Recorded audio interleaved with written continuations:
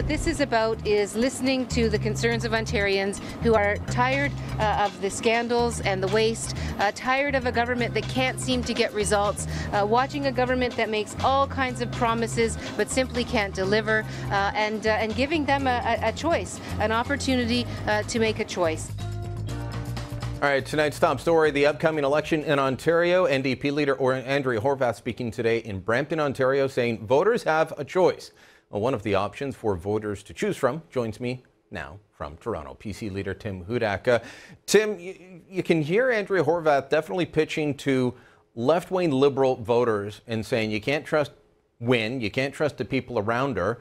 I'm guessing that you'd like to talk to some of the people that are more in the centre or on the right of the Liberal Party who might feel let down by the party that they once supported. Well, sure. I'll talk to people across the spectrum. Look, Brian, this is going to be a single-issue campaign.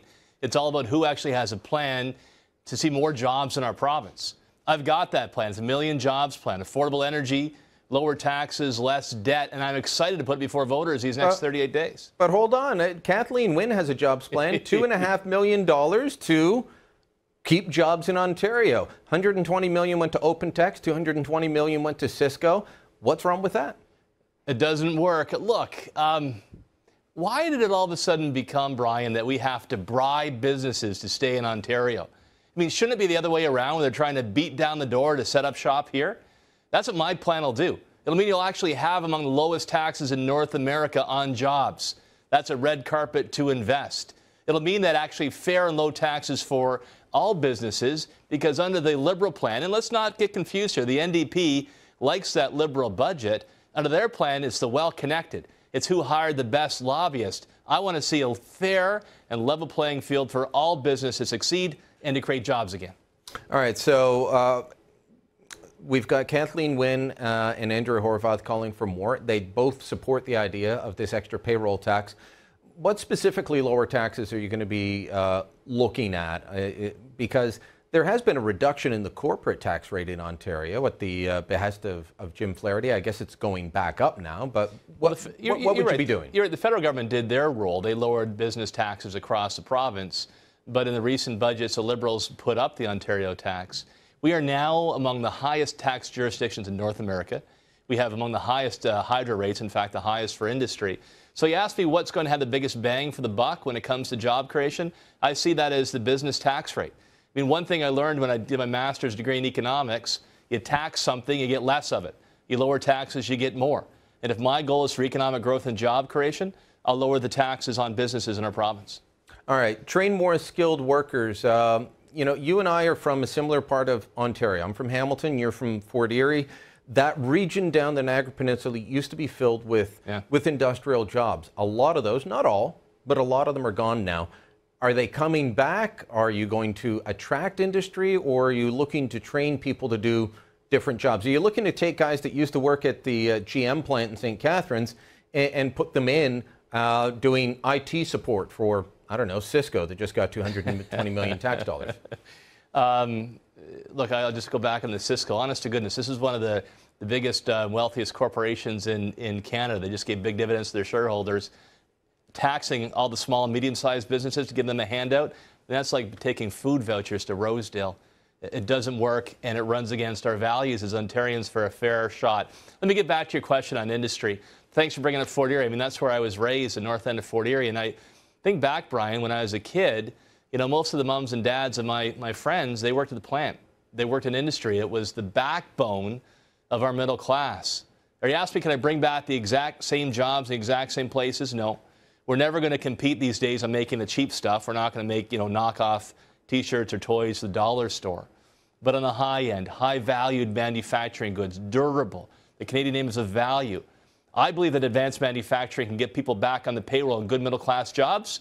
My point is, what's stopping us? It's the high hydro rates. It's the high taxes.